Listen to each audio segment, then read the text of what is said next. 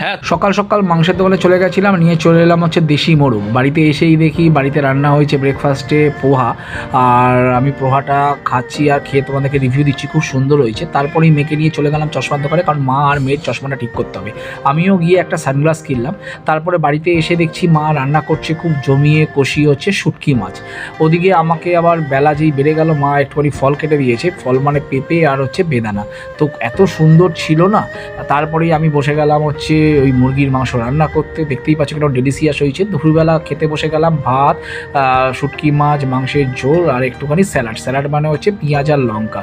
আর দেখো মাংসের হাড়টা চিবাচ্ছি, দারুণ লাগছে। তো বন্ধুরা দেখো এখন বিকেল হয়ে গেছে আর আমার মাম বসে খাচ্ছে হচ্ছে ব্রেড আর বাটার, ওর খুব ভালো লাগে এটা। তারপর বিকেলবেলা চলে গেলাম মঙ্গিনীশের দোকানে, কারণ মেয়ের জন্য প্যাস্ট্রি কিনতে হবে। ওইখান থেকে চলে এলাম আমাদের গ্রসারির দোকানে। আর ভিডিওটা এখানেই এন্ড করছি। আর যেরকম বলে থাকি, যদি ভিডিওটা ভালো লাগে থাকে তাহলে প্লিজ লাইক, কমেন্ট, শেয়ার আর সাবস্ক্রাইব করতে